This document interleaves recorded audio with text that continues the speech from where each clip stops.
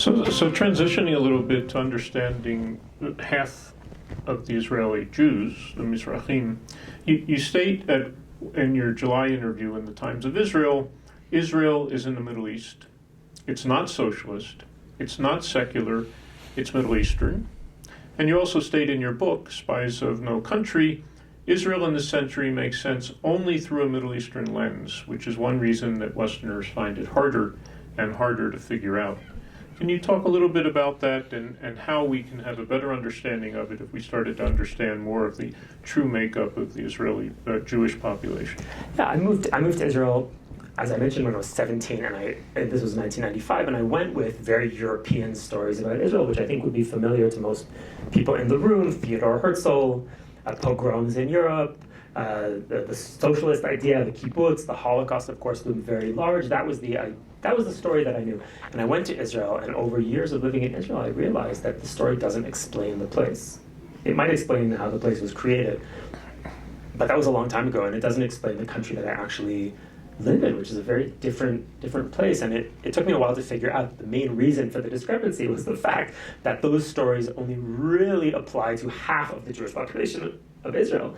Half of the population, again, these are kind of rough statistics because intermarriage has blurred the statistics, but half of the Jews in Israel come from Europe, mostly Eastern Europe, and half of the Jews in Israel come from the Islamic world, mainly Arab countries, places like Aleppo, places like Casablanca, Baghdad, the capital of Iraq. In the 1940s, Baghdad was 1/3 Jewish.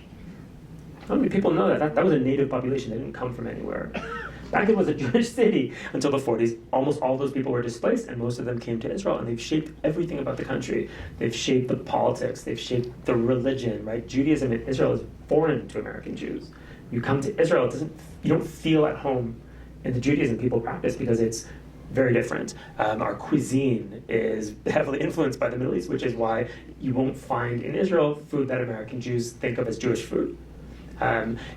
Humor, pop music. If you turn on a pop station in Israel, you're going to hear a kind of music called Mizrahi. That means Eastern or Oriental music. That's the dominant pop form in Israel. It's very different than Western music. It's Middle Eastern pop, basically, in Hebrew, with some Western influences and with Greek influences. It's very interesting. I've written about it. So you can't begin to understand the country unless you start grappling with the Jewish world of the Middle East. And I think that if you grew up in North America, in a North American community, as I did, you grow up mourning the Jewish world of Europe.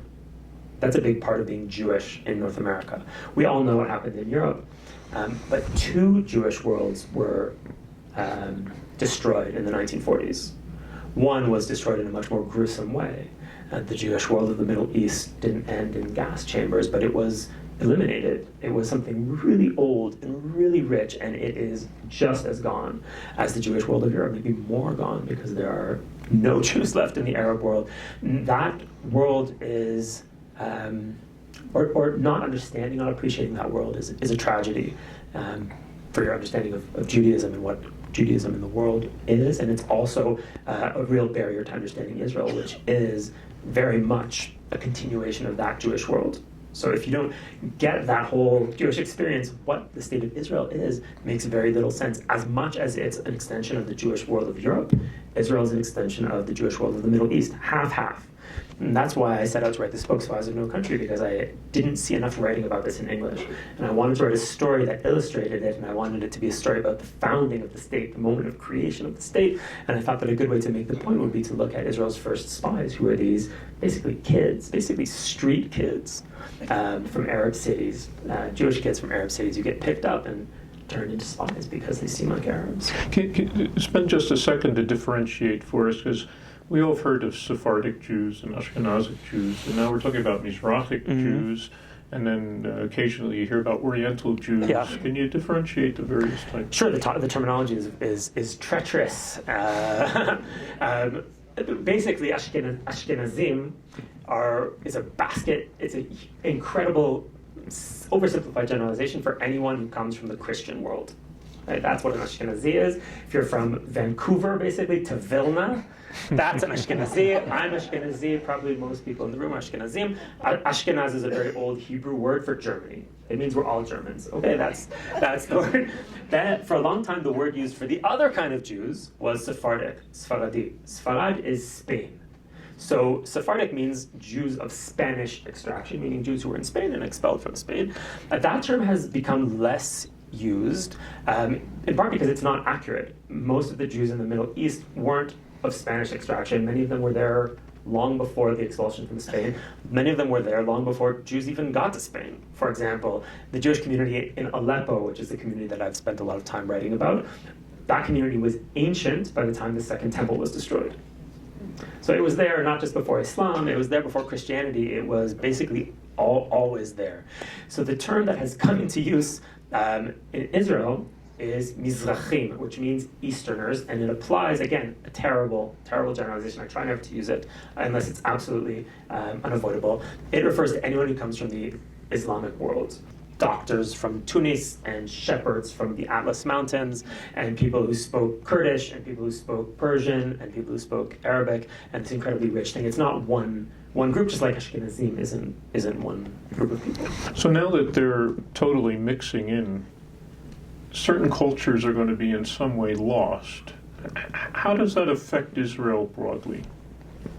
What's being created in Israel is really a hybrid society, but it's a mix, in my opinion, in which the Middle Eastern element is the dominant element. Isn't the way people tend to see it. I mean, I think we tell a story about Israel in our official story about Israel. Israel is the story of the Jews of Europe, right? Ben Gurion and Herzl, and Jews from the Middle East came and joined that story. I think basically that's the way we see it, right? There's a state and the 48 War and Exodus and all of that, and Jews from the Middle East came and joined that story. It's pretty clear to me that what happened was the opposite. Right? What happened was the remnant of the Jews of Europe went to the Islamic world and joined the story of the Jews who were in the Islamic world, who were the Mizrahim, who were always there.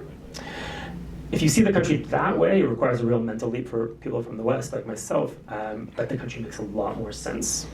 And I think it's important to understand the kind of the Zionist story and the story of Aliyah, which is the term that we use for people moving to Israel, going up. That was a very important part of the Zionist story. People coming to Israel were not refugees. Okay, they were coming home. They were pioneers. It's a story of action. You're an actor. You're not a victim. That was the key to Zionism's success, because it took these Jews in Europe who were refugees, who were being made homeless, who were being acted upon, and it gave them a story in which they were the stars and not props. You know, you might be pushed out of Poland. Okay, that was never your home. Your home was always somewhere else. You're a refugee. No, you're not a refugee. You're a pioneer. And if you think of yourself as an actor, then you don't request handouts and you don't feel sorry for yourself, and you can build your refugee camp into a powerhouse in 7 years, which is exactly what has happened. And you can compare it to other countries around Israel and see what happens if you think of yourself as a refugee. So Israel always treated everyone as olim, the people who came from Morocco, the masses who came from Morocco, not refugees, olim. They're part of the Zionist story. And that is, in large part, fiction. It's a beautiful fiction that has allowed us to succeed, but populations do not pick up and leave en masse unless they're under intense pressure. They only leave en masse if things are bad. And the fact that all of the Jews of the Islamic world, with very few exceptions, left from the 40s, 50s, and into the 60s shows you that it was a very strong push factor. And if you look at the facts, you'll see that that's true. Pogroms across the Arab world, murder, oppression, confiscation of property, all of these trends had pushed the population toward Israel. It was joined by a pull factor. People believed that the religion says you're going to return one day to the land of Israel if you're a believing Jew, as most of these people were. And it happened all of a sudden, and it all got mixed together into this mass migration of a pull factor and a push factor. And we've never wanted to play up the refugee aspect of this because we don't like to see ourselves as refugees. And that, ironically and unfortunately, has allowed the Arab world to erase the ethnic cleansing of its Jewish population. Because they say they all left. They wanted to leave. Why is there a vast section of downtown Cairo called the Jewish Quarter? Harat Yehud? I don't know. Where did everyone go? I don't know. You know, every major Arab city has an empty Jewish quarter, empty of Jews. It's not empty. Other people live in the houses. Where did everyone go?